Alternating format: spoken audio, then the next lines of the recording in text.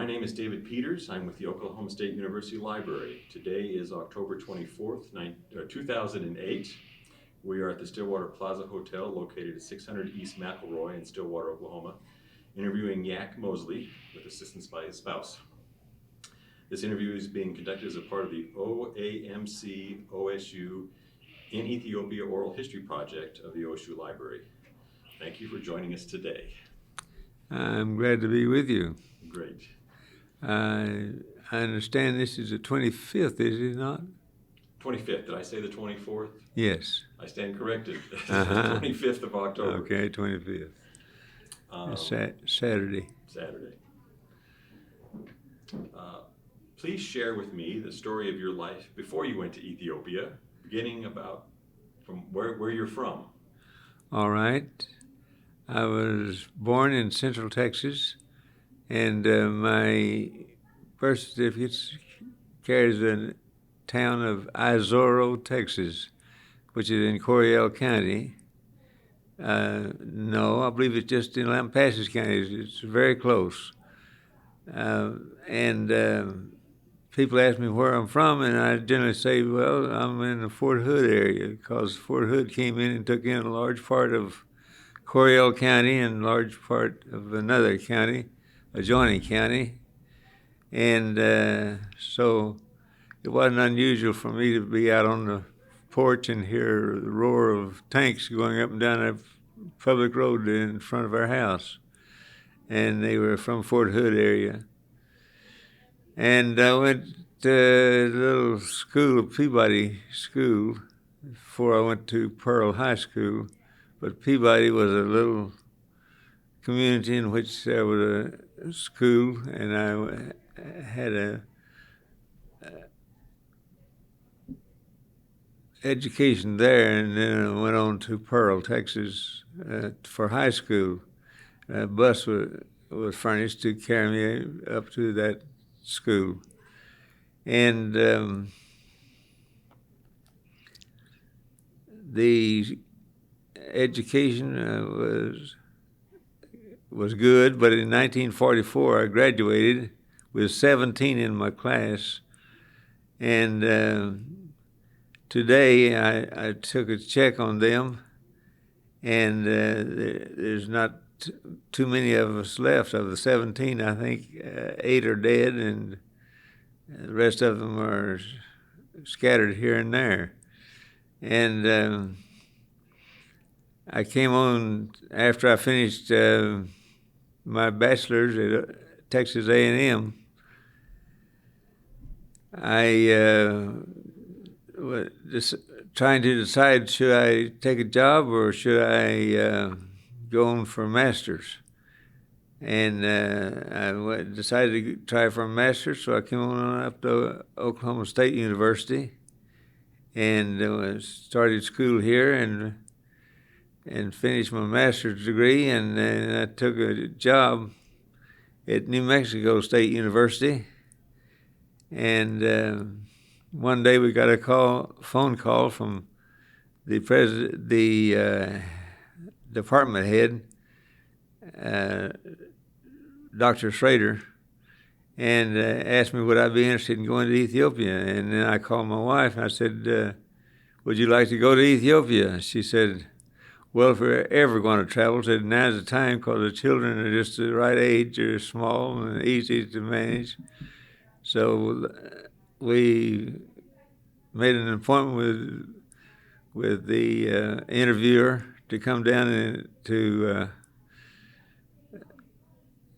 New Mexico and to interview me and to find out about the family and so forth, and see would we be okay to go over to Ethiopia. So he came down. Bill Abbott is a man who came down and interviewed me, and he said, when I was first married, I was in the military, and said my wife and I had our first apartment here in El Paso. Said I'd like to go look at that apartment if we can find it, and then I'd like to go over across the border and across the river into Mexico and because I remember going over there earlier, and I'd like to see it once again.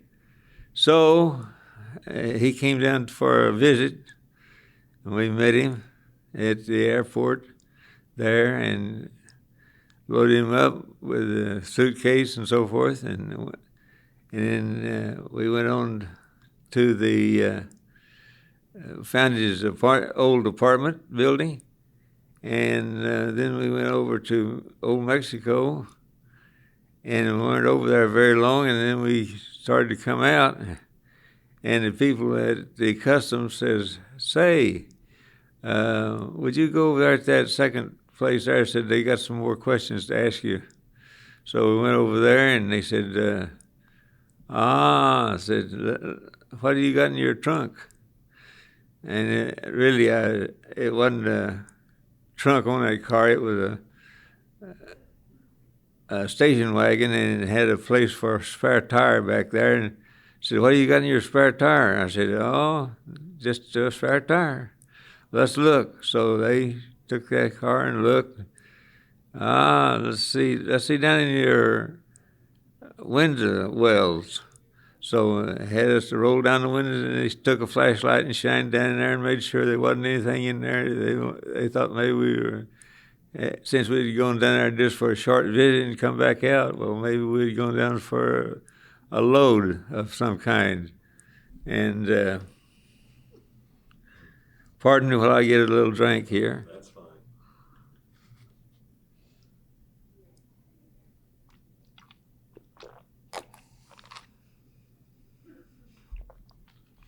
Well, what was your field of study? Why was Bill Abbott interviewing you? For what area did he? Agricultural engineering. Okay. Agricultural engineering is what I did my bachelor's in at A&M, and I came on up here and did master's here at Oklahoma State. When did you complete your master's at OSU? Is that moving on here? 1957. Does that sound about right? Sounds about right. Sounds about About right. 57, yes. Okay. Okay. And then Bill told me later, he said, I've been across a lot of boundaries in this world, crossed a lot of boundaries of countries. He said, this is the most rugged investigation I've ever had for thinking that maybe he was carrying something, because we had a shiny new suitcase and it was just freshly packed, and we'd been down there in Mexico just a short time, and we were going back out after being down there, so it looked like we might have gone down there for a load of something. But anyway, it went on, and so we agreed to assignment to Ethiopia. So we sold the car and sold the house and got things all ready, and we left El Paso Airport. The day was about don't know exactly. Do you remember the month? We got there in June of 62. About June of 52. 62. 60? 62 of June. 62. We flew then to Dallas, and from Dallas we flew on to New York City, and from New York City to Frankfurt, Germany, and then from Frankfurt we got on Ethiopian Airlines and flew down to Eritrea, and then from Eritrea on into Ethiopia. That Eritrea is a little country that's part of used to be part of Ethiopia, but now it's been changed.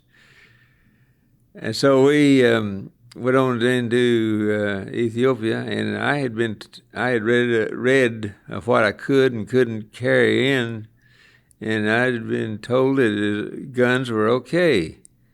according to the written information that I had. And so I had an old, my grandfather, he had an old 3040 Craig, and he let me carry it into Ethiopia. And I came into Ethiopia with that on my shoulder, come out of the plane, and some of the people who were meeting me said, "Oh no, it can't be." And so they took the gun. The Ethiopians took the gun and kept it for several months, and finally I got it after my friend there paid some money. He got it, moved on. Okay, then we went on into, that was in Addis Ababa, was the, Let him ask you some questions. Well, you're doing fine. You're doing great. What years were you in Ethiopia then? 62 to 68. 1968. And who made those arrangements for all those flights? Did you have to do that, or did OSU make all those OSU made the arrangements for the flights. Okay. And how did Bill Abbott know that, how did he let you know that you were approved? I mean, it looks like they called you, they made the contact with you. Well, Did they offer you the job and then you accepted, or? yes, Okay. yes. He said I guess that Bill Abbott had been in contact with the department head here of Ethiopian, no, of agricultural engineering, and then whenever he gave his approval, then Bill Abbott came down to see me, Okay. and we agreed to go with him. Where were you assigned to live and work in Ethiopia? Whenever we got there, the housing was a little bit scarce, and we first were assigned to live over by the little lake, which was close to a little power station that they used. I think the power station had been built by Italians, and it was there by the lake, so it had plenty of water for cooling and so forth. And we had a little house right close by, and we lived there at first. We didn't live on the main campus. The main campus was across the lake, and it had most of the people who taught and worked there at the university, college, I guess we just call it there, college. Well, they would, we'd drive over for assignment and work over at the university, at the college, and then I had to retire back to my home by the lake at night. My wife had quite an experience there in that one day she looked out the window and she saw an Ethiopian man, an older man, making this sign like this. And she thought, my goodness, what does he mean? It looks like he's trying to say he's going to kill us. Well, it turned out that he was selling slaughtered chickens. If she wanted a chicken, well, he'd get her one. And so we had quite an experience. But then we got moved over when some of the older staff members left for home. Well, we got one of their houses over on the main campus and lived over there. And then the agricultural engineering building was one of the buildings that was there on the campus. I am told that when the president of the university here at Oklahoma State, he wanted to set up a sort of a typical agricultural and mechanical college. And so there were buildings for agricultural engineering, buildings for livestock, buildings for poultry, and there was a plot so that they could put in field crops and test them. So it was a sort of a typical college for investigation and for working on a A&M type of arrangement. And so that's where I worked. Primarily, the courses that I taught was in irrigation and in surveying and in basic electricity and some shop work. When I say shop, I'm talking about where you taught things with metal, where you using metal for welding or for and other interests in the shop area. You talked about first living by the lake. How long did it take you to get from that house to the campus? Not too long, 15 minutes. Would it take? Did you drive? Did you have a vehicle? Oh, yes, we had a Volkswagen little. At the first, when we first got there, we had a little car that was just loaned to us by Wes Hobbs when he was on vacation. Yeah, when Hobbs, Dr. Hobbs, was left on vacation, and he had a car, and he just left it with us and let us use it. Until we could get our car. Uh-huh. So it was about a 15-minute drive then from the house at the lake? 10 minutes, I guess. Okay. Wasn't long. Maybe 15, I don't know. It was, considering all the people walked everywhere, and later on, I had another vehicle, a larger vehicle, a Jeep, and I'd give some of the people who were walking and give them a ride. And, this was a big excitement for them. They had never ridden in a car before in their life and didn't know hardly what wheels were. And they liked that. We'd give them a ride. And the girls, the Ethiopian girls would be just dressed in one long piece of cloth wrapped around them, and whenever they need to use a bathroom, they just stoop down, and whenever they leave, they'd. Okay, I'm gonna take a little break right now. Okay. We're gonna put this on. Okay, we are recording again. All right. I was fixing to tell you, and I'll complete that, and then I'll go back to what you want to hear. The girls wore those long garments, and they just squat down, and whenever they left, there's a little wet spot where they relieve themselves. Mm-hmm. And now, it is true that we arrived over there before the people who were going on home leave left. It was in June, and so housing was very short at that time, and so we were living by the lake. And then whenever people left, I was able to use a car that one of the people left and said, hey, you can use a car. We're going to be gone for about 3 months, and said, you just use a car that you don't have one, and you can use this car that we have. And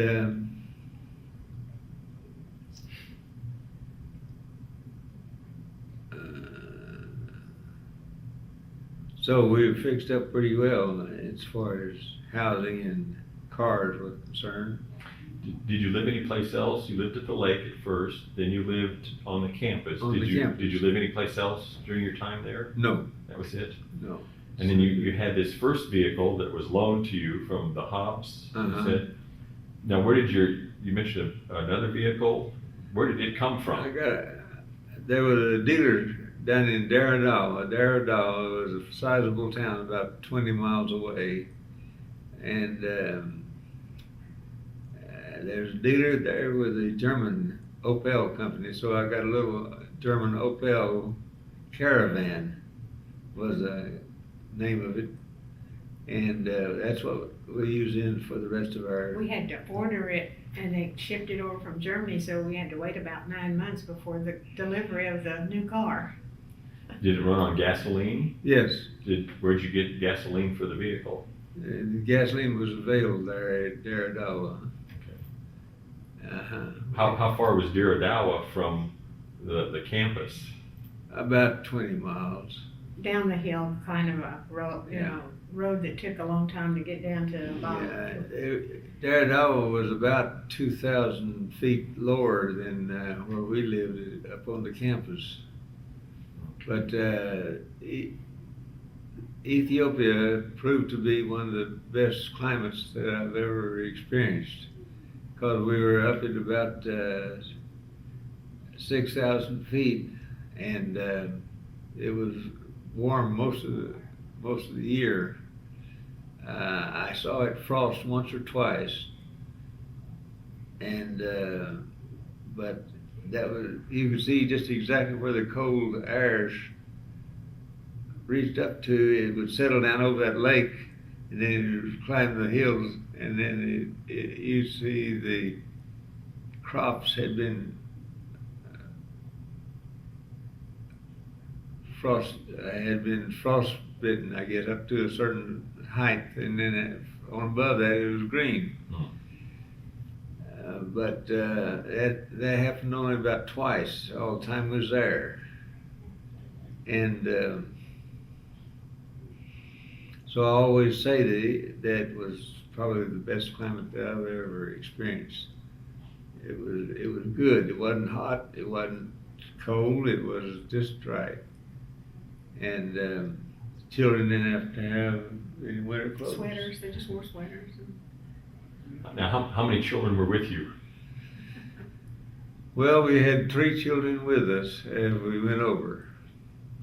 We had 1 girl and 2 boys with us, and then while we were over there, well, Geneva had another little boy.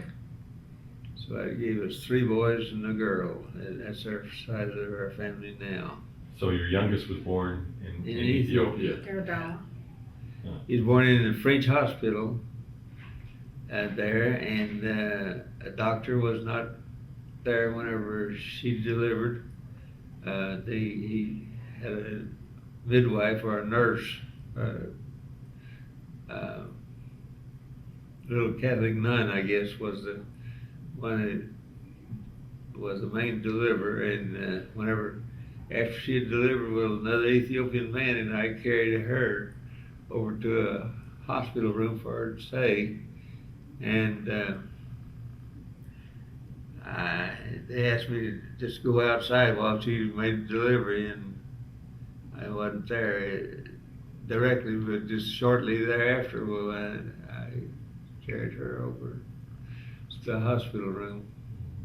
Were you concerned at all about giving birth overseas? I really wasn't. We had other ladies that had babies there, born there, and they just assured me everything was fine. But then now that I look back on it, there were a lot of chances things could have gone wrong or whatever. But thankfully they did. Being young, we just said, well, the other ladies did fine, so. Most of the women would go up to Addis. Some went to Addis to give birth, and some went to Daradawa. They had a better hospital up there, and so they would go up there. But she chose to stay right there in Daradawa. Okay.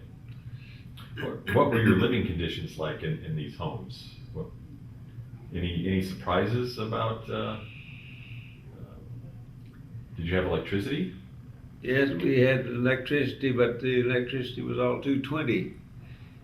And we were told to be sure and get some transformers so that you can connect them up and you can connect your appliances as you carry here from the States, which are made to run on 110.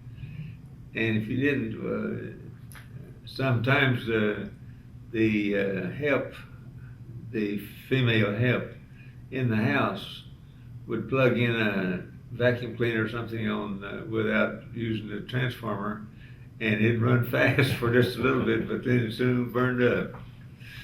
Well, we had some water shortages there, but being that we were on top of the hill, we'd run out of water first. But they'd ration it every now and then. And that was about the only problem we had with our living conditions. You said the climate was fairly mild. Did you need heating and air conditioning?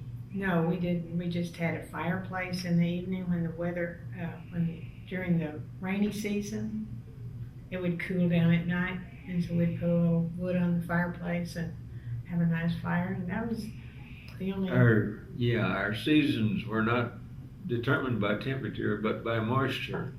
We had a wet season and a dry season. We didn't have a cold season and a warm season. When were those two seasons? When was the wet season? The wet season was, do you remember the wet seasons? When it got colder. Okay. No, That's fine. But two seasons. Yeah. Yeah. About 6 months each. About 6 months each. Okay. Wet and dry. What activities were included in your job assignment? What did you said you taught some classes. Did you do any other activities, extension work, or? Yes, I had a little scooter, a rideabout. It was called kind of like a mountain goat. It climbed just most anything.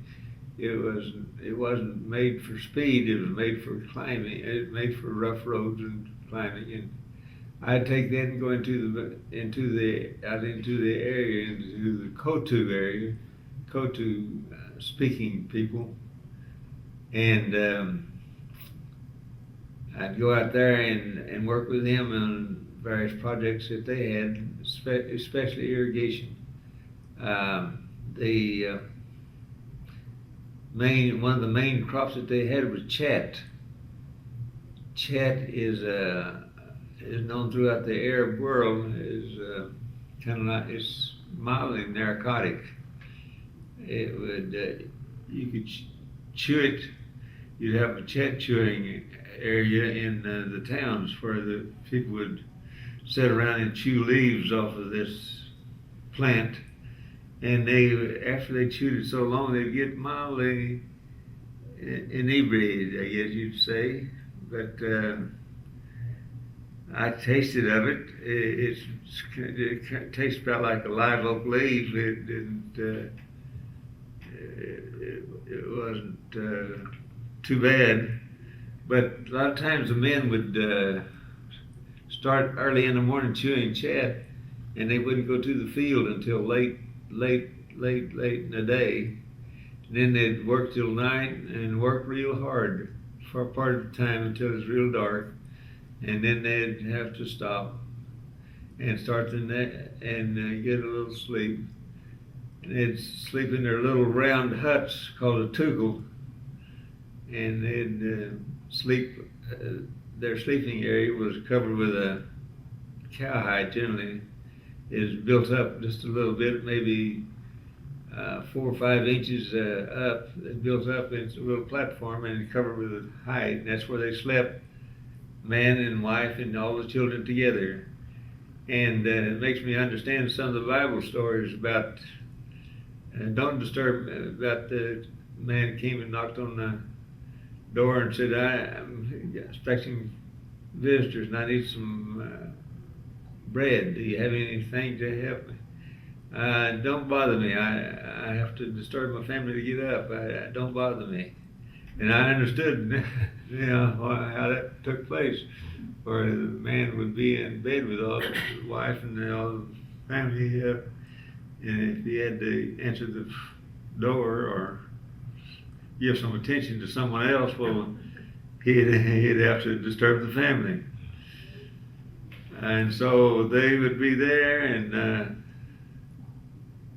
and their bread was mostly, what they ate over there was mostly bread made from grain sorghum.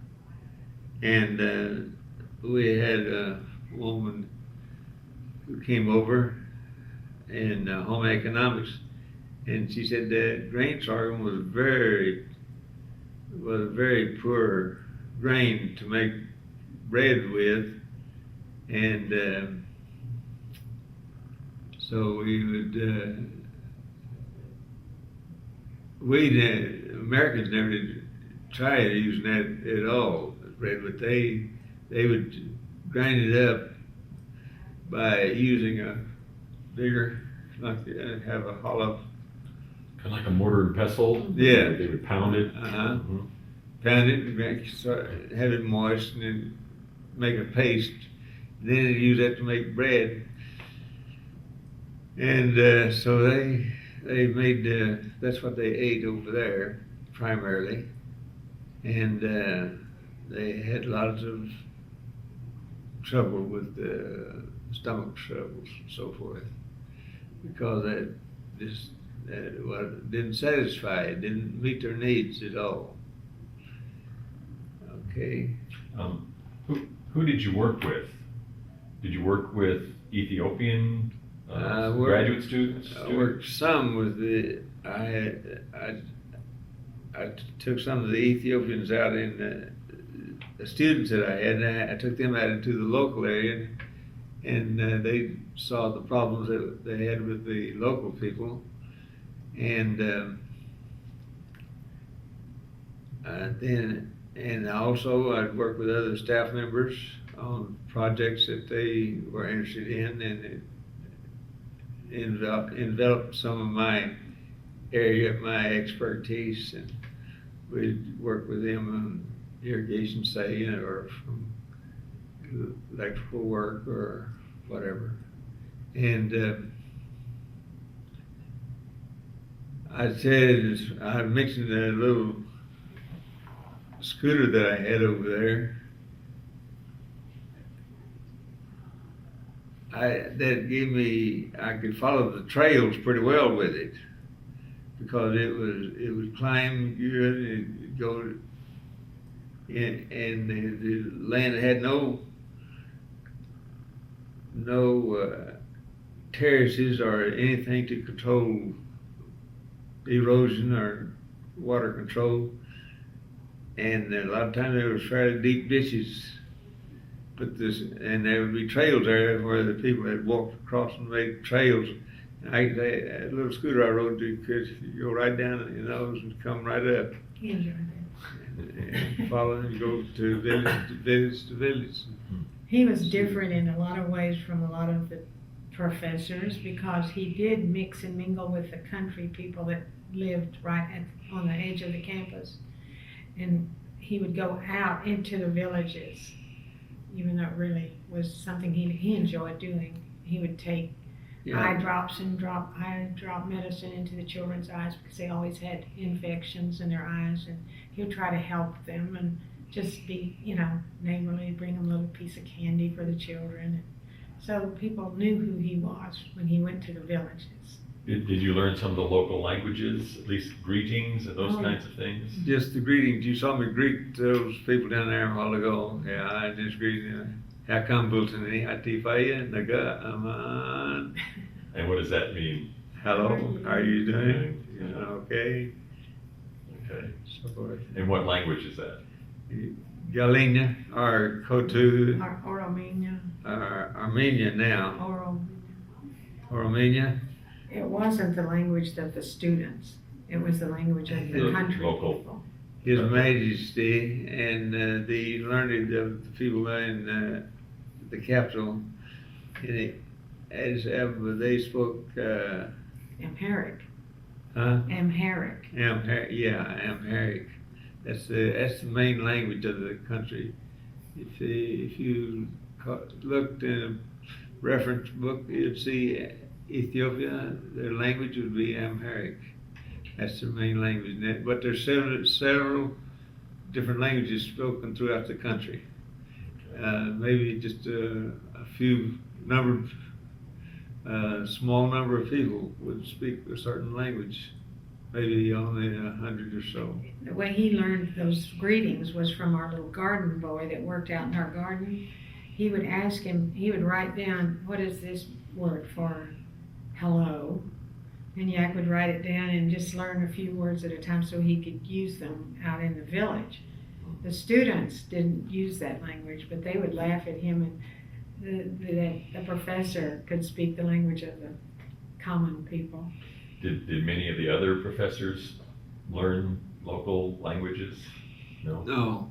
No, because they stayed there on the campus. On the campus. Mhm. But you He escaped. he took his scooter out and visited. But did the college provide this scooter then? Yes. Did they provide that Jeep also? No, we had to provide our own car. Okay. But the university paid for that scooter, yeah. Okay. What parts of your assignment were the most difficult for you? Were there certain things that were more challenging or difficult for you to do? I guess the most difficulty it was in not realizing how uneducated the people were, and how that they were not mechanically inclined at all, because there was no machines that they worked on anywhere. So they didn't know anything about machines, and they didn't understand anything at all much about physics or anything that the common American would know. Would you mind telling that story again about the diesel engine? Oh, okay. The engine that I got and that powered the water pump we put it on two wheels so it could be pulled around from one farm to another. And the little engine that powered it was a 4-stroke cycle diesel engine. And those of you who know about diesel engines know that you must keep them in fuel all the time. If they run out, we had that experience whenever we had a bunch of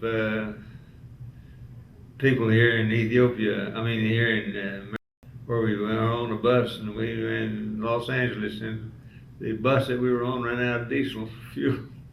And so we had to wait a while till the people came out and got it running again, because if the engine stops on a diesel engine like this, well, like the ones that I had on the water pump there in Ethiopia, if the engine stops, you've got to prime it and get it and make sure that the fuel is adequate for the time. And so I told them whenever I'd go to a place, and I say, okay, you can use the pump for about a day or 2 days. Now then, don't let it run out of fuel. If you do, well, it'll require a lot of trouble to get it going again. And so sure enough, one farmer let it run out of fuel, and so he'd been told, now don't do it. If you do, go get some fuel and put it in there. So he did. He had to make a big walking trip down to one of the places where he could buy some diesel fuel, and he brought it back, but he still couldn't start it. And he come, Mr. Muslim, he said, I need some help. He said, of course, in his language. And so I said, okay. I went down over there, and 2 or 3 people had been told how to start the thing. So about 2 or 3 men were trying to start that engine. It was it had a bigger flywheel and had a handle on it, and he'd go round and round and round like he'd been told. But he somehow or other he couldn't get enough torque to get it to start. And so I said, get back, let me have it. I got through it, and of course on a diesel engine, you have, in order to, the compression is important on a diesel engine because there's no spark plug. And so you have a decompressor place up here. And so I'd spin it and then I'd trip it so it would start the compression. It would start right up as you go bang, bang, bang, bang, bang, bang. And then say, oh my goodness, you can see them talking to themselves. They were surprised that one man like me could start that engine, whereas 2 or 3 of them could never get it started. So the diesel engine was an important thing in powering little irrigation pumps. And it was of such size it could be easily carried from one farm to a plot. I say farm, generally the farms might not be more than a couple of acres or so. And of course they had no way of measuring area over here, over there. And so that's the way. Was this pump connected to a well that was dug, or to what was the water source for the pump? The water source was this lake. Okay. Yeah, we had a long, flexible tube about 4 inches in diameter, and it's connected to the pump, and you'd have to prime that and get it started. Once you got the water sucked in through there, it'd do real good. Okay. But that was your source. Okay. You could, if you might have a dug well, like this dug well. Wells were a peculiar thing in that wells were dug maybe as I could reach around them, just about like this, but it's big enough so that a man could be down in the well. And so sometimes we measure, how deep is that well? Oh, it's a 5-man deep. What do you mean 5-man deep? Well, it would let a man down there, and there's a place for him to stand a little bit, and another place to further down, another man finally get down to water. And so the way they pumped some water before they had the mechanical pump was that they would send a man down to, the bottom man would be way down low, and then they'd say, well, here's the jug. So they'd take a big gourd jug and just hand it to the first man, and he'd drop it down to the next one, down to the water, and then he'd fill it up, and then he'd start back up, and as it went back up from one man to the next, up the pump, up the well, well then a dry one would be coming down to be filled. So and then the man at the top would take the water and put it in a trough for the cattle to drink, or the camel, or whatever it was. So that's one way they had of pumping water. What did you enjoy most about your work there? Is there anything that stands out that was especially meaningful, or you enjoyed? We had a nice home to live in. We had good climate.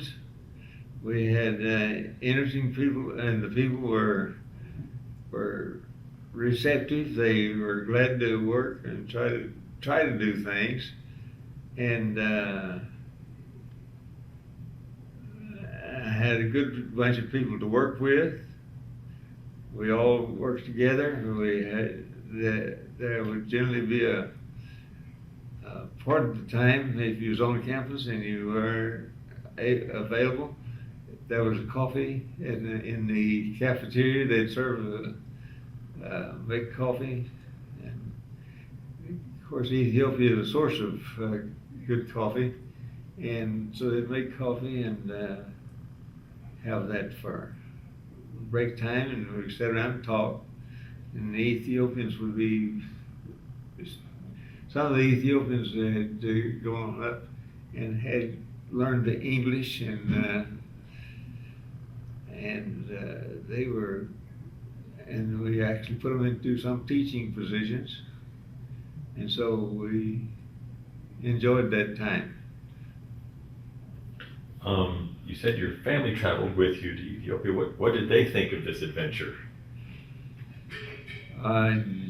Jeff has been back over there 2 or 3 times, and we went back to Neville and I and the family, and We traveled back, but he's talking about when we went when the children were small. When you were there, what did they think of their time there? They enjoyed it? Yeah, I think they enjoyed it. The Americans built a little school, and those school age had to go to school, and They had a 2-room schoolhouse and 3 grades in one side and 3 grades in the other side. American wives. And they had Calvert system for correspondence classes that they got the Calvert correspondence courses.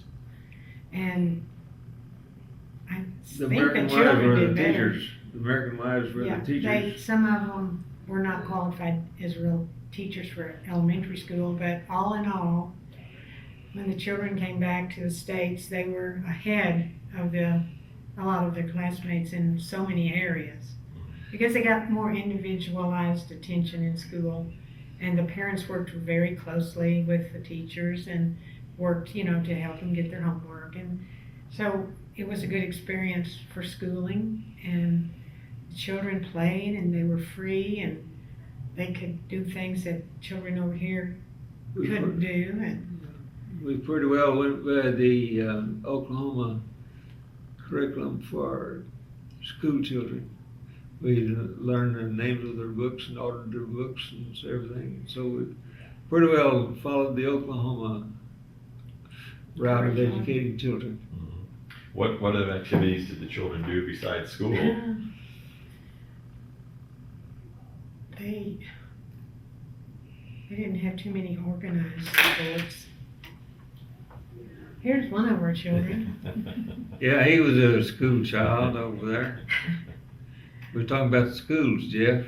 They had a lot of school activities, like plays that Pull they up a were chair. in, and I'm just now joining in. I'm letting him do most of the talking, but now when it comes to what did the children do for entertainment?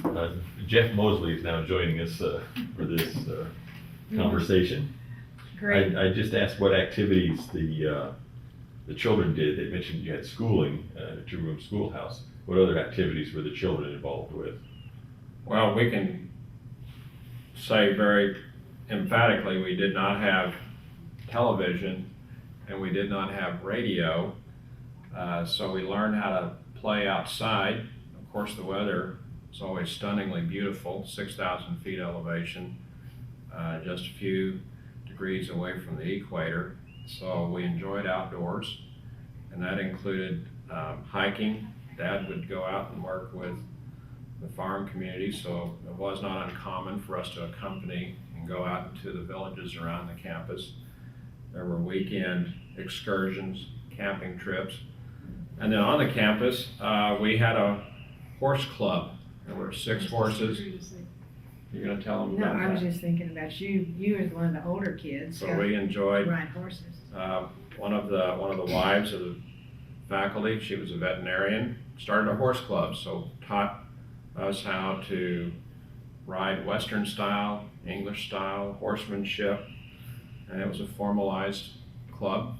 So we enjoyed that, and then we played soccer with a lot of the boys that live in the villages around. We would get out and run up and down with a soccer ball. That was kind of an organized sport. And then we would recreate battles. So we'd see a World War II movie or something, and we'd divide up and have fights, all over the side of the mountain, and we'd recreate the Trojan War. We'd have the Romans and the Spartans. I mean, it was, we used our imagination. Imagination. There was a massive pile of wood the center of the campus because it would get cool enough where a fireplace felt good, and the wood would come in off these ancient lorry trucks from the valleys, and when the wood pile was full of wood, we could go down and make forts in the wood. We could go down and hike and play in the fields at the base of the campus, and it was quite fun when the corn was very high. You could go get lost in a cornfield. We could enjoy the arboretum, which had been planted.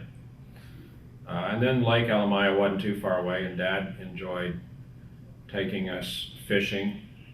We would never carry bait to go fishing. Dad would always carry his shotgun and then shoot a mud hen, and we would open the mud hen up and use the intestines for stink bait for the trot line. So it was all, there was never a dull moment.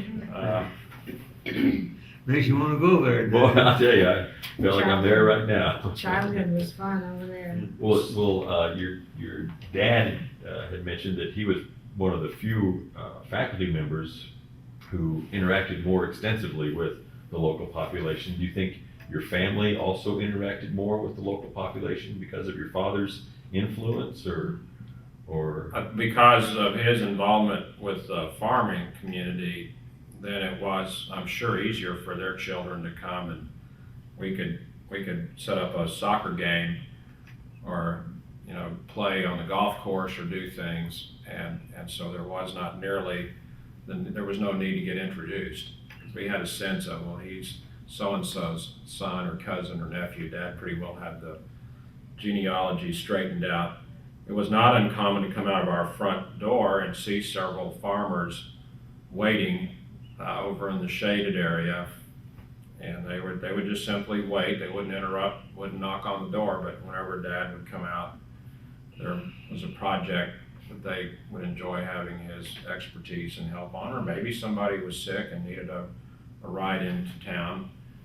They knew they could come to our home. And one time, a farmer brought in a dog. Have you told this story already, Dad? No, I hadn't told that story, Jeff. Should we let him tell it? Yeah. Okay, we're gonna let you tell the story about the dog. Farmer and his dog. Yeah, the farmers had no way of killing anything. Not generally. They could have rough knives. They could. There's enough metal around for them to get a knife made. But generally speaking, they didn't have a gun. They couldn't kill anything at any distance. But this farmer brought in a dog that had rabies, and he said, "Would I kill him?" And I had a shotgun, and I had carried over, and I had found some French ammunition down in Daradawa for slugs. And so, I said, I'll kill the dog. So he tied the dog up in a bush, and I just aimed the gun and pulled the trigger and shot him, killed him. And then in a few days, my neighbor next door with the Cheseldines, they had gone on home leave, and they'd left their car parked right there next to us, close to us. And the kids playing and came in and said, somebody threw a rock through the Cheseldine's windshield. I said,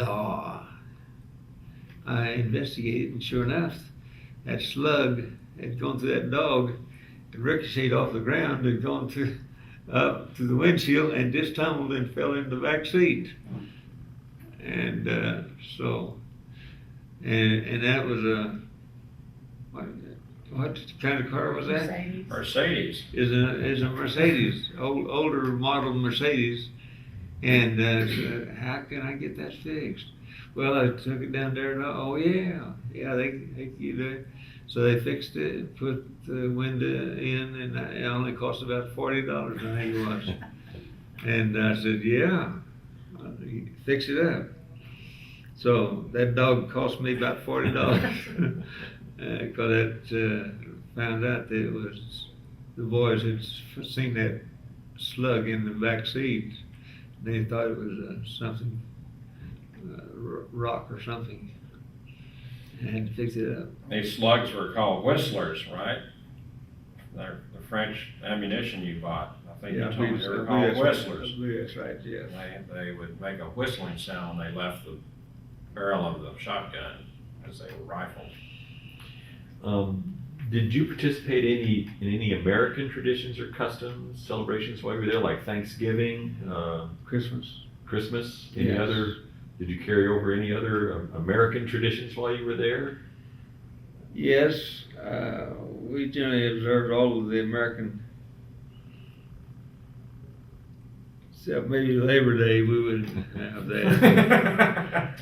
Wasn't much use for that. Would you celebrate the 4th of July? I believe we did. Okay. Okay.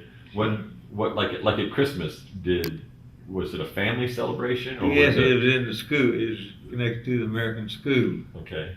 And the children would all go down there, all eager-eyed and excited because they had a Christmas tree decorated in there.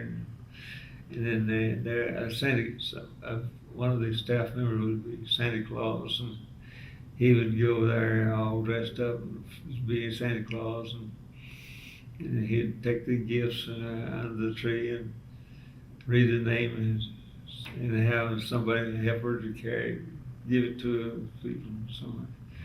So yeah, we had Christmas pretty good. And then the individual homes often would have Christmas trees erected also. There was a tree type in that area that was suitable for Christmas trees. At Thanksgiving, would there be a community gathering of people at Thanksgiving? I believe so. We had one Thanksgiving, we had an outdoor Thanksgiving dinner where everybody dressed as a pilgrim, the children dressed, and they all brought food, and I think we invited some of the faculty that were Ethiopian staff members. Yeah. We had a few by that time that came, that enjoyed the Thanksgiving celebration with us. And Down at the Arboretum. right, we had a big table set for everybody to sit down. So we celebrated Thanksgiving we didn't have turkeys, but We had Easter egg hunts down at the Arboretum. Of course, 4th of July Dad's having some challenges remembering that, and I am too, because that's typically when the university was out on recess. And so People a lot were gone. of the faculty just were traveling, weren't present. So there'd be quiet observations in the homes, but not a campus-wide observance probably, since it would be a summer recess. we had one time when John F. Kennedy was shot, killed, and we were over there and we were hearing news on the shortwave radio. It was the Armed Forces radio, and Yack was listening, and he said, "What am I hearing?" It was kind of crackling, and I said, "Listen," and we listened, and we couldn't believe what we heard, because it was nighttime there. It was like, different time. And so Yack got the neighbor, Dan Bigby, and they walked around to each house, and the houses were all around in a little circle, knocked on the door late at night to tell them this bad news that our president was dead. And the Ethiopian people were shocked too, because if their president had gotten shot, then anarchy, and they wouldn't have any government. So they were worried. They said, "What's going to happen with your country?" And we said, "Well, we'll have another president. Everything will just go right along." But they gave us the chance to fly our American flag that one day, which we never flew our American flag on the campus. It was the Ethiopian flag. So that day we had a memorial service outside, and the people loved Kennedy, the Ethiopian people. I mean, they really did. They loved Americans, and so they were kind of in mourning with us. And Haile Selassie flew to the States with his entourage and marched in the parade in Washington for the ceremony. And right after he got back, to Ethiopia, he had a dinner for the American personnel at his palace. Do you want to tell them about the service the dinner that he provided us? The Haile Selassie at the palace in Harar. Well, I was going to talk just a little bit at first. She said something about hearing the news, and I think it must have been over American Network. Is WFFA in Dallas was broadcasting, and it must have been picked up and put on Armed Forces Network, what I think. And Voice of America, VOA. could be. Yeah. I'm not sure just how we got that. But speaking of communication, the only radio we had generally was shortwave. We'd hear BBC in London and maybe South Africa, but in America, Armed Forces. But there was no TVs, of course, no newspapers, no telephone to speak of. There was one telephone on our campus, and it was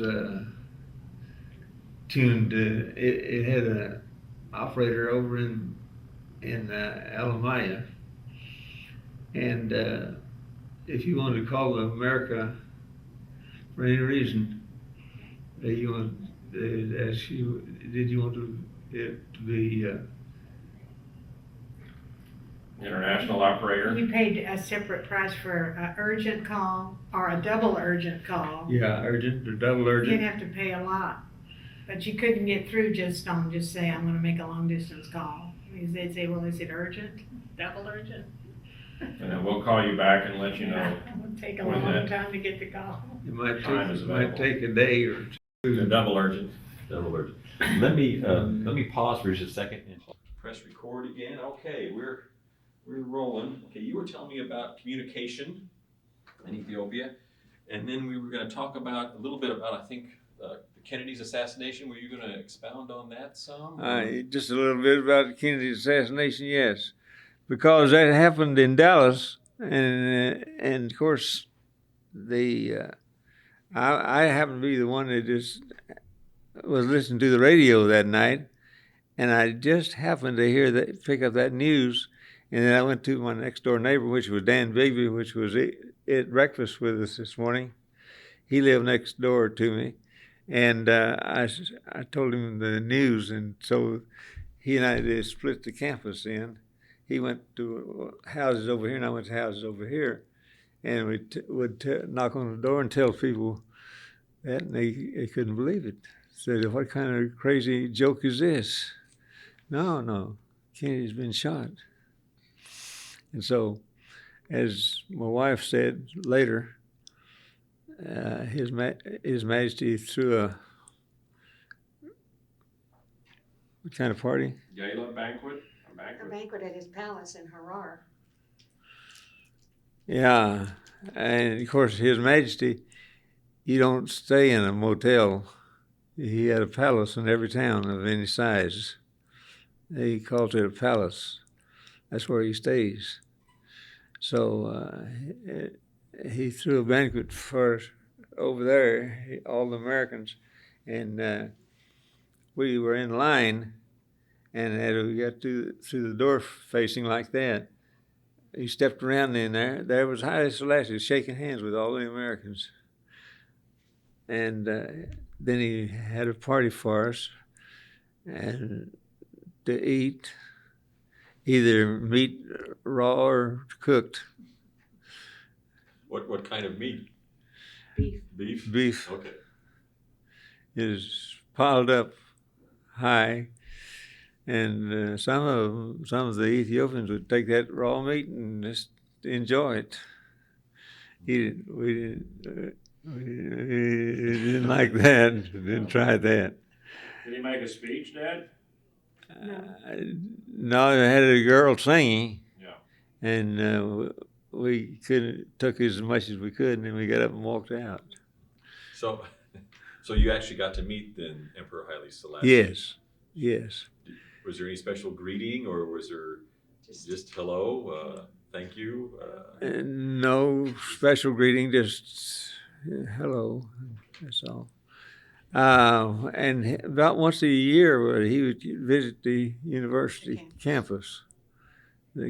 And he always had come in an old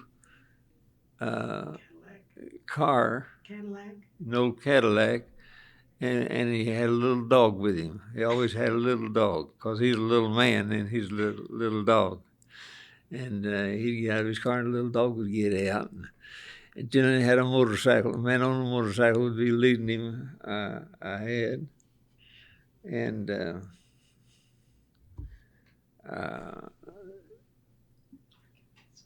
that's all right. I'll get it later. Thank you, Jeff. Well, we have a picture of President Bennett when he met with Emperor Haile Selassie. Uh-huh. And it's Bennett and Haile Selassie and a little dog. It was a little dog. white-haired little dog of some kind. I'm not sure. No, this is when Bennett, when President Bennett met him in Ethiopia early on. Yeah. It's when the emperor said that he would come back and visit then OSU at some point in time. And he came over there, and you know what happened over there? He came over there, and he wouldn't get off the plane. You know why? They'd put his flag upside down. Yeah. Thank you, Jeff. That's what I need. You know, one of the stories I remember about Kennedy's assassination at that time in U.S. history, there were questions about what that also meant as far as other countries coming and maybe seeking revenge for the Bay of Pigs. And anyway, I know that I heard that there were several of the American family men that got their hunting rifles out, and at night they would kind of stand guard around the campus. Yeah. They were afraid put that it together would be something terrible happened since the president was killed. Didn't know, there was a sense of They unknown. were worried. And so there was a kind of a group of the hunters, I guess, that decided to kind of set up and help watch the perimeter of the And these were campus. Ethiopian local. No, these were the American families Who had- living there, and they just didn't know what it meant. If there'd be any reason to feel any threat from somebody coming after all Americans, because the president we didn't know why anybody would attack the president, and so there were questions about, well, are Americans internationally maybe going to be subject to a similar challenge? So it's my understanding there were some Americans that organized, and as you talk and interview, you might ask about that. They set up a kind of a watch for maybe a week or 2 weeks afterwards, and at nighttime they'd kind of watch the perimeter of the campus. And these were men who had weapons because they were hunting. Yeah, Mhm. you use their hunting rifles, and they just kind of take that responsibility. I didn't know about that. Did you participate or celebrate any Ethiopian holidays or? We went over. Activities. We went over to Harar, a town that's fairly close to us.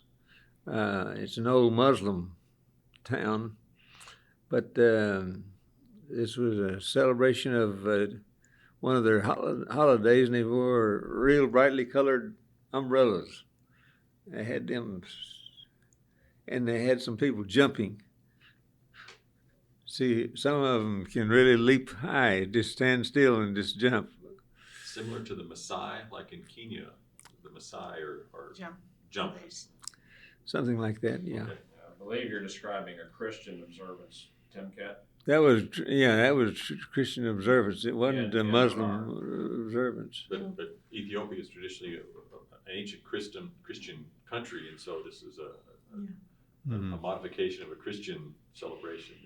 Mm-hmm. But we went to one of their big special Kalubi Day celebrations when they had the big umbrellas.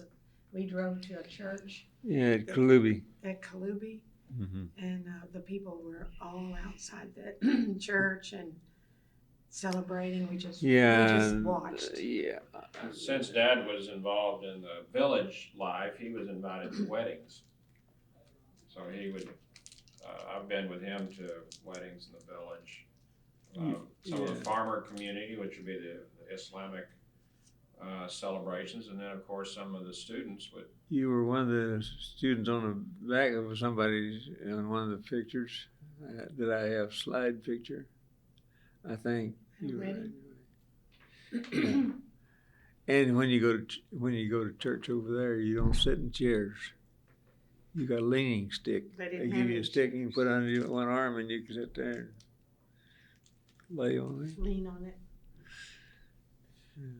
How long did it take for you to feel culturally comfortable or acclimatized? Did it take very long, or did you feel comfortable fairly quickly? He's always at home He's- wherever he is. I felt a little bit odd over there at the lake house. When he would be gone, I would be there by myself with the children, and I was kind of worried about the town people. I didn't know, and I had just gotten there from the States. And I was saying, can I live here 2 years and not go home and see my family? Because I won't be able to come back for 2 whole years. But it just went away. I felt at home right away. But right at first, I thought 2 years is a long time. Well, and you had an interesting experience with a garden. There was a gardener He there. told about that, Okay. and I was a little bit shaken. What do you think caused the most conflict for maybe other Americans there? Were there cultural things that they had trouble with, or do you think there was a fairly decent comfort level? We kept pretty closely to the campus. What other Americans experienced, I really don't know. They would generally be associated with the government in some way, and they would be in Addis Ababa, the capital city. And we didn't know much. I didn't know much about them. I really don't know. But I think one answer to that question is the challenge would be homesickness, That's right. because there wasn't a real easy way of learning what was going on back home. You couldn't communicate. You couldn't call on the phone. You're cut off from your home. A big day was whenever the APO brought in some packages from Sears or Roebuck. Once a week, we got mail from APO, like they would send a pouch from the embassy. We didn't have to go through the international mail to get packages or letters. But it was kind of like the government gave us Great APO benefit. So when we mailed directly to the embassy, and then the embassy would handle the Ship it like the over. courier Once a service. week, and so we would all look forward to that mail, that once a week. Did you travel back to the United States during your tour? And We had. how often? We could sign up for 2 years, and we'd have to stay there for 2 years and then come home, or we could sign up to return after 2 years. So we didn't get to go back to the States, but every 2 years. So you made then 3 trips back, or two trips back in '64 and then in '68. 66 and 68. Okay, and '68 is when you returned Mhm. for good. But you did have a special trip back. Well, You brought Brenda back. I had to come back for medical reasons with Brenda when she was 6 years old. She had asthma, and she was so bad. We were using a doctor in Oklahoma City to send us pills and medication, and it wasn't working, and she just couldn't survive really. So I had to fly her. We had to fly back together, the two of us, to Oklahoma City and go back to the clinic and get the allergy doctor to work with us. Well, on these trips back to the United States for these leaves, how long was your leave? 3 months. 3 months? Yes. During the 3 months, had you already committed to another tour? Mm-hmm.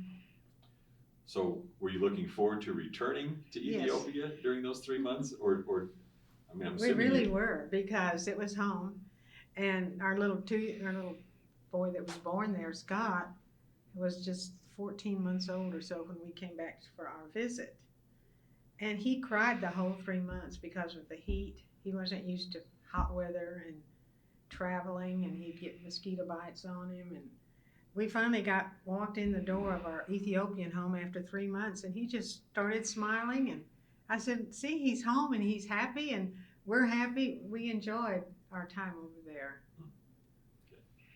Well, we typically take 1 month, which would be 2 weeks traveling to and about 2 weeks coming back. That might be an exaggeration, but for those. That's about right. And then we'd take about a month in the States. So even though there was a 3-month recess, We traveled. we'd use the 1 month in the U.S. to travel and catch up on family reunions. So it was a pretty busy time off, overloading on catching up with what was going on with family, and then also doing the sightseeing, going to the U.S. and returning back from the U.S. So you didn't just travel directly from Ethiopia back to the United States. No. You took this as an opportunity then to visit other Countries, places in yeah. the world. That was our vacation, you know. And Yack's daddy wanted us to come home so bad the first time. He said, Yack told him, we're going to take 2 weeks and see Greece, and we're going to take the kids here and there. And he said, son, he wrote his, son, why don't you come on home? You know, a rock's a rock and a tree's a tree, and if you've seen one, you've seen them all. So we always quote that. We just say, a rock's a rock and a tree is a tree. Well, he was a wise man. He didn't see much use. Yeah, we did. We were able to visit quite a few countries that normally we wouldn't have. We made one trip, landed in Italy. Was going to rent a car, and the only whenever I left home, the only driver's license I had was written in Amharic, so I left it at home.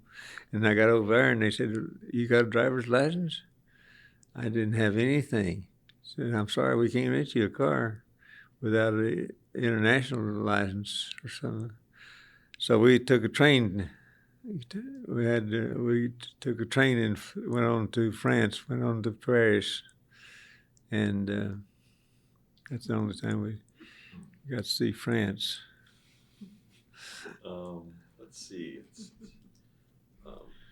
What was your diet like when you were in Ethiopia? Did you have any American foods, or how were these provided, or did you rely on Ethiopian produced material? Well, we had a fellow who would slaughter cattle for us, and you took a suitable animal to him, and he'd slaughter it for you, and take the intestines and so forth out and hang it up. And then I remember one time just taking a side of beef down to the shop where I put it on. Had a bandsaw, just put it there and just cut it in pieces. It's all kind of pieces. And that's what Janelle had to cook with, or had a cook to And cook then we'd with. slaughter the chickens and freeze them. And lots of vegetables. Vegetables were available. The Ethiopian didn't eat vegetables much. I told you about eating the bread, Right. and but they didn't eat. So what vegetables were available for He you? had a garden. We had a garden. You had a garden. We grew beans and Potatoes. And we got a lot of fresh vegetables. We learned about what was that they grew on the campus farm. I can't think of Did you grow any okra? it. No. No. Too Too cold. cold. Too cold. We tried. I was telling him about the seasons where it was determined by moisture, not by temperature, and there just wasn't any good season for okra to grow. We had a massive castor bean shrubbery, and of course those are just deadly poison. But we grew it on the end of our garden. These ricin beans and hop. We go out there and play with the castor beans, kids. Yeah. We had a good diet. We really did, And being over there, I had people in the house helping me with the kitchen and the food preparation, and so I had 6 years of some help, with the children. And when Scott was a baby, the maid would put him on her back with a little shawl, and she would skate around and wax the floors with him on her back.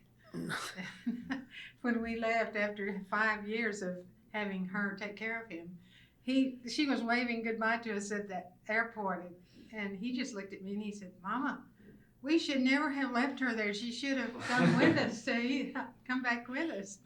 Yeah.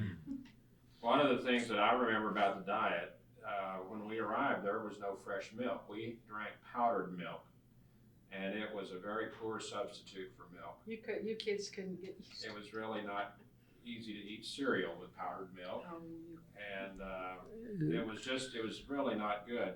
So we were very pleased when Mick Wells came and he started a dairy herd. They brought the calves from Kenya, and they were air freighted and brought onto the campus, and so we were just very excited about these calves growing into cows, and we were just down there watching. And finally they got to a point of production of milk, and then milk was rationed, and the garden boy Ahmed would be on a rotation, and we would be allowed to go down because production wasn't big enough to supply all the families, and he would go down and have these narrow tins, and they would dip fresh raw milk and bring it up, and then have the cream on the top, and it was tremendous. So we went from just terrible, watery, poor, white substance called milk, into having the finest milk. I've never drank milk since. It was as rich and as creamy. tremendous as that raw milk that they had at the dairy operation. So we had fresh eggs. We had, a good diet. Oh yeah. Another thing that Dad and I want to talk about is once a week he would go and join the men at the cafeteria for what was called the Watt Club. You haven't talked about the Amharic And that was the food. Ethiopian food that was Watt served. Nigeria. I want to hear about some of the Ethiopian food. Yeah, what Nigeria? What is the stew that's made with very spicy sauce, and injera is the bread, and that's where it's mixed up and then left sour overnight, and then the next day they take it and make pancakes. Look like pancakes, except it's just cooked on one side, and then it's just real foamy on top, and then it's rolled up and then torn into pieces and passed out to people to eat. And that's injera. And and Jeff mentioned something about a club where mostly the males of the faculty would meet once a week at somebody's house and have a wat injera. I think you ate the wat injera at the cafeteria with the students, and then you came to the house for the dessert, the different houses. Oh, yeah, okay, I believe that's right. And so when they would go to the cafeteria, well, Ahmed would go down and he would bring to our home the wat injera. So once a week, we looked forward to wat night I didn't remember that. because we got to enjoy having, catered injera and wat while they were down at the cafeteria. Did you enjoy the taste from the beginning, or was it an acquired taste? I don't remember not enjoying it. Yeah. It was a little bit acquired because we thought we could take the hot spicy because we liked Mexican food. But when we got there and ate the first batch of it, it was so hot we hardly take it. We finally learned to enjoy it. Yeah, we'd come over to Ethiopia from New Mexico, and we thought we were pretty acquainted to hot food. So one of the people when he was going home soon, Dr. Miller was going home for home leave, and they said, "Well, that's pretty hot now. You sure you like it?" "Oh yeah, we can take it. We can handle that." As it turned out, we couldn't. It was hot. Extra hot. My kids today just love Ethiopian He food, taught though. Jackie how to make it. And then they just get tears in their eyes. They want to go to the Blue Nile restaurant and They like eat it. Ethiopian food. So you still eat Ethiopian food if you have a chance. Yes, I we love it. Yeah, it's good. We enjoy it. Okay. Yeah. Let's see. Did you bring back any other Ethiopian customs when you? Anything besides the diet? Anything else? You still have some language skills, some greeting that you maintained. Any other customs from Ethiopia that you still celebrate, or any clothing? Did you bring back any traditional clothing? We brought back some, but we can't wear it. Can't wear it. How did you record your stay in Ethiopia? Do you have pictures, diaries, letters? How did you record? I this have quite a experience? few slides from the Ethiopia area, of people and also of the area around there. The other day on TV we saw somebody visiting Ethiopia, and they took slides of a certain area. We call it Rock Valley. It was a huge rock was balanced on top of another one, and there'd been lots of battles fought in that area, but nobody had ever knocked that rock The off, rock is still standing. because they could take a high-powered rifle and knock it off. It looked like, but they didn't. Did you keep any letters, or did you keep a diary? Anything like that while you were there? No, not really. You did keep some tapes. I mean, I've got his, dad would send back reel-to-reel tapes. And the technology to play those tapes is anybody's guess where you'd find it, but I do have copies of those reel-to-reels, and he would sit down and methodically dictate and talk about what was going on, and then he'd bundle up small boxes like that and send them to his parents or to family members. They could listen and they could send back. So that was the surrogate telephone or the tape recordings. So you still have some of these recordings? I do.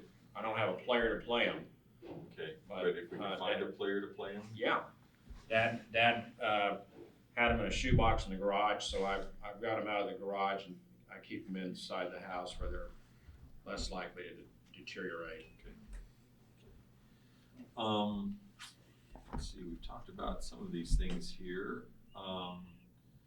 So how did you keep in contact with family and friends in the States? It'd be only by mail, By mail? because And the tapes. and the tapes, yeah, because there was no phone system, We hardly. never used the phone.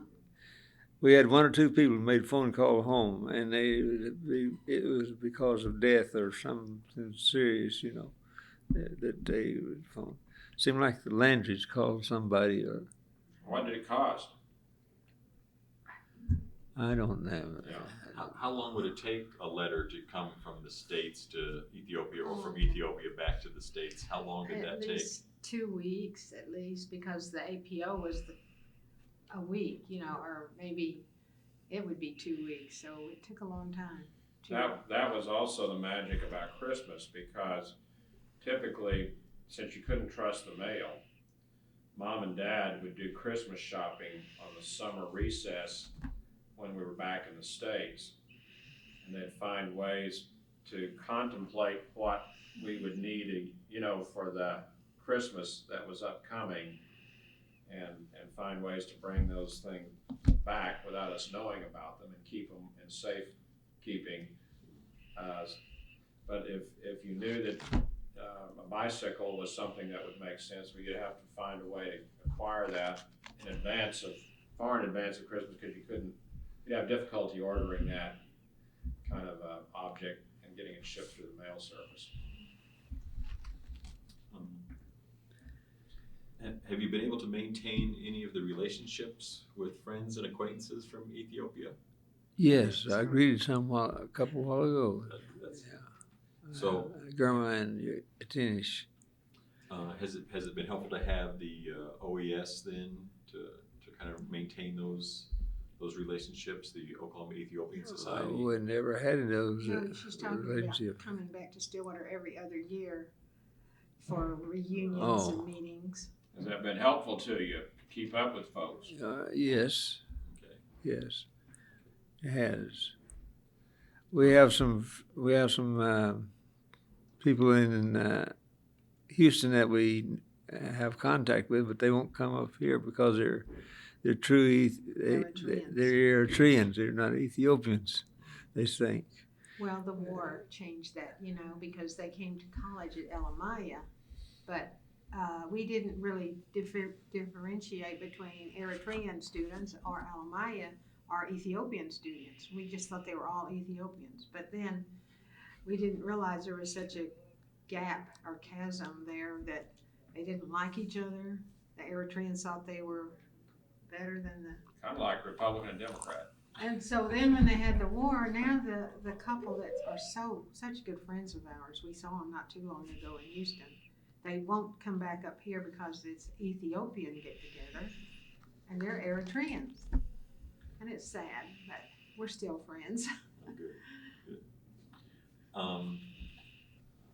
Mr. Moseley, Dr. Moseley, as you think back now, how do you feel about your Ethiopian experience? Do you think about it much? Did it have any impact? I look upon it as one of the better points of my life. I really enjoyed Ethiopia. I liked Ethiopia, and I'm glad that Bill Abbott came down to interview me when I was in New Mexico. I really enjoyed Ethiopia. Do you think it changed you in any way? Made me more aware of people in foreign countries, their ways of doing things and how it could be improved. But it's about the only change that I... Do you think you taught more while you were there, or learned more from your experience? See what I'm trying to say? Sometimes we go overseas and we think we're going there to share information, but sometimes we end up bringing more information home than what we shared. Is that true in your case? No, I don't think so. They just knew so little that I think anything I presented would be new to them. So what did you learn?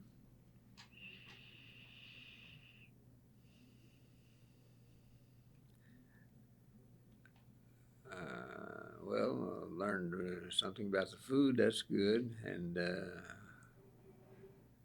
I learned also that there are a lot of people in the world that need help. I know that. Not only Ethiopians, but other nationalities. They could use some help.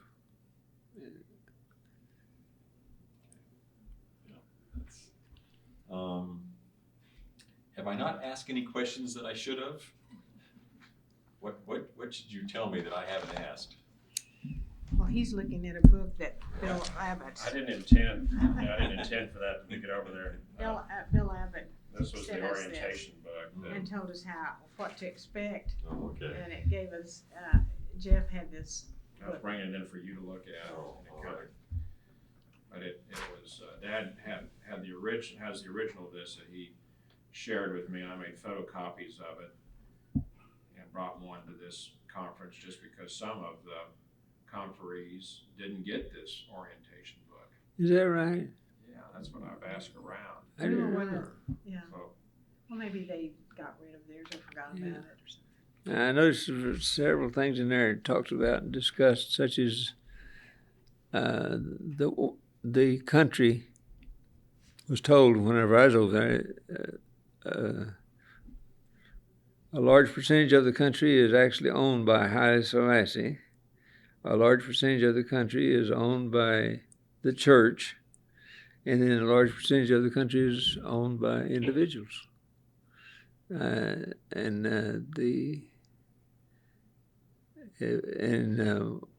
had the experience of some of the people in irrigating some land, and they later on they put them in prison because they irrigated some of Haile Selassie's land.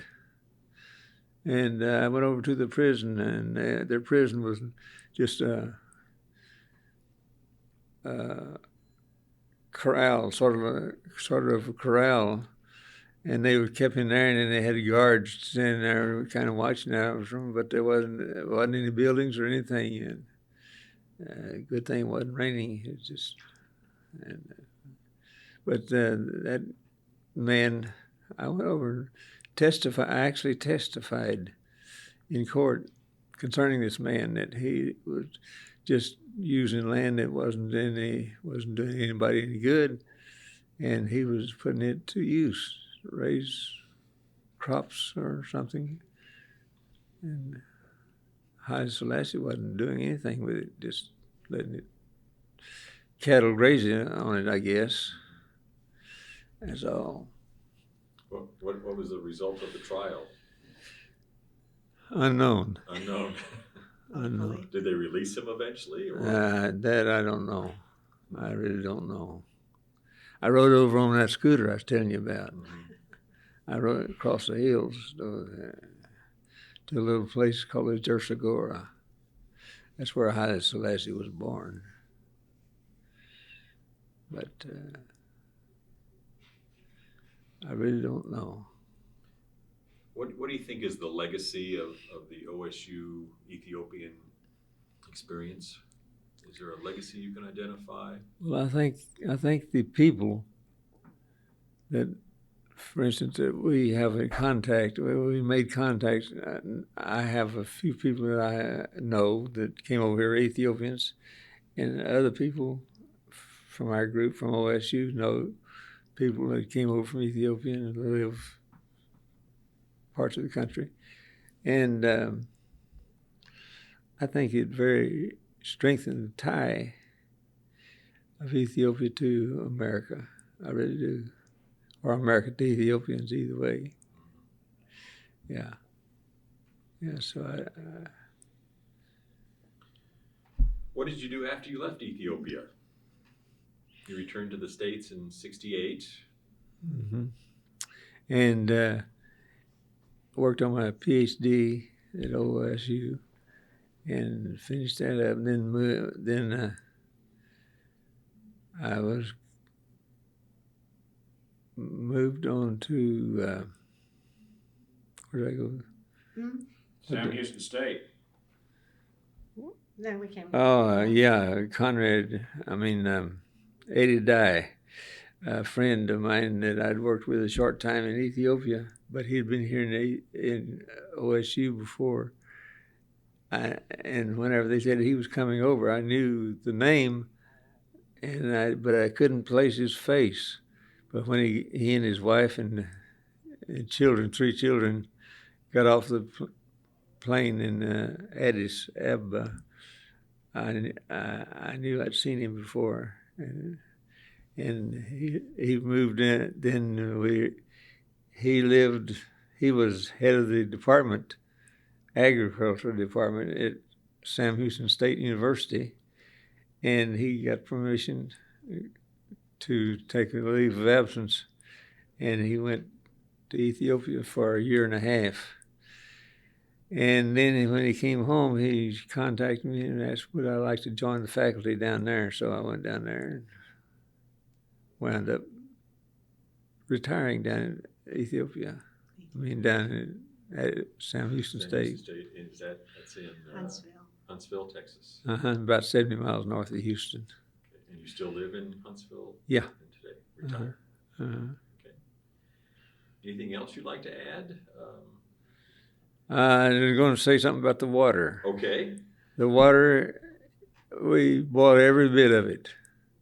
Every bit of water we used for human consumption, it was boiled. And in some cases we used When you got some vegetables, you made a special water. We had to Clorox in water. What? Clorox? All of our fresh salad or anything that we didn't cook. We had to use Clorox bleach water to clean it and rinse it. Well, what would you use you would boil the water? Would you use anything like Mhm. iodine or? No, we just boiled it, filtered it. We had a filter that it filtered through.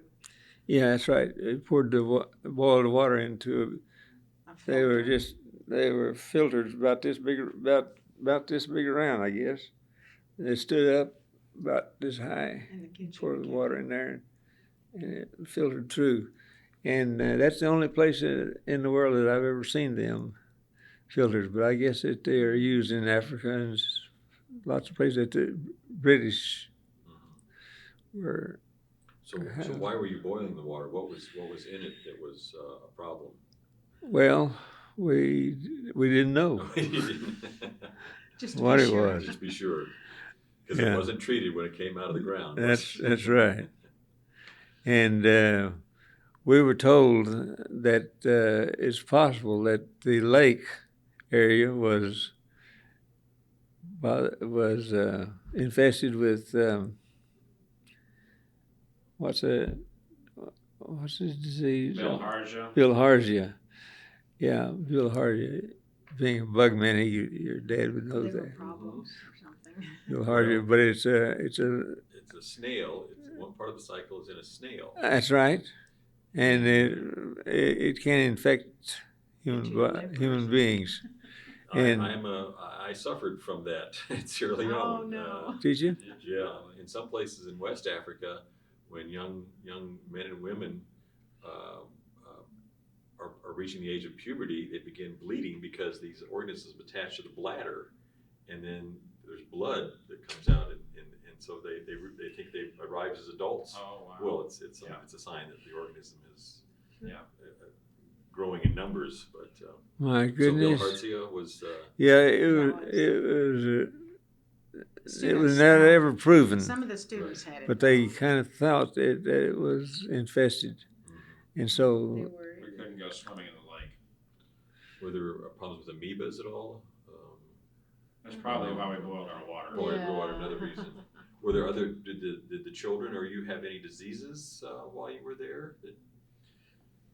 I was diagnosed, and probably, I'm guessing, misdiagnosed with having an eye disease called trachoma, which was a very hard diagnosis because if untreated, it leads to blindness. And the drops that I was given were very oily and burned. And so I was taking these drops. In hindsight, it's probably allergic reactions to some of the things in the air. But the diagnosis we got out of Addis Ababa was that I had picked up this interesting exotic eye disease.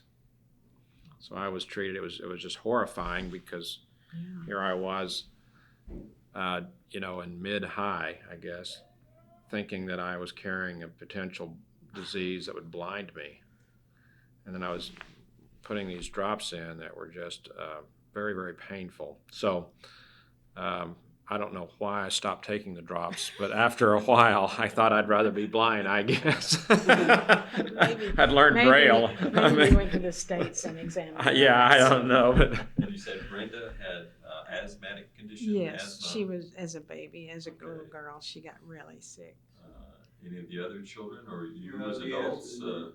John, I used to chase John and Brenda down and give them their shots. Weekly injection for their allergies. Okay. Allergy. And we got On Wednesday, they knew they go hide. we got the stuff from Oklahoma City Allergy clinic. allergy clinic, and sent stuff over with needles and everything, and I learned to give them the shots. And they'd see me coming, they'd run. did you tell Dave about testing showing John and me about your Sunday after church. We asked about your shotgun and if it was loaded. No, he didn't go to that little story. I think you might turn this off. Well, I mean, I cannot mandate that you answer this question, and we can turn the recorder off if you choose. Oh, it's a great story. You might want to But, leave the recorder on. If you're willing to tell it, we'll leave it on. It's Well, up to you. yes, I had the shotgun in the bedroom, Master bedroom. and John, being inquisitive, he just said, "Dad, is this shotgun loaded?" I said, "Well, I don't think so, but point it away from somebody and pull the trigger." Oh, you did that, Dad. Yeah. You said, let's see, Let's and you see. did it. You said, let's see. Apparently, there are several versions of this story. Anyway, it blew a hole through the ceiling. And we had, we had Scott. He was not a year old. He was laying in the bed asleep, and the shotgun went off, and he woke up and he was just petrified, and his hands and feet were just up in the air. And everybody went running in the bedroom thinking who got killed. We were all survivors of that. Knocked off one of the asbestos tiles off the roof. Well, let's just see, boys. Had to get up on the roof and patch the roof. Did you see Don doing something like that? Yes. Now remember that we'll send you a tape or We a typed can manuscript mark, of this, and you mark can that out. edit or correct any of the information at that time. Let's Okay. just do that. Is there anything else you'd like to share with me now? Or have we about run out of for the time being? Well, in traveling, the youngster Jeff was how old was when he went over? Oh, I was starting third grade. Third grade. He started third grade. Third grade, and Jeff would go in the airplane. He'd just find somebody that had an empty seat, and he would sit down and entertain them, talk to them, and so forth, and so it was. We'll be editing a transcript. Oh, I think that that's pretty well a wraps her up. Okay. That's a wrap. All right. Well, thank you, Dr. Moseley, Mrs. Moseley, and Jeff. I'm not sure if we did this officially or not, but I appreciated the time and I enjoyed it, and we'll get back to you with the transcript later. All right. Okay. Thank you very much. Thank you.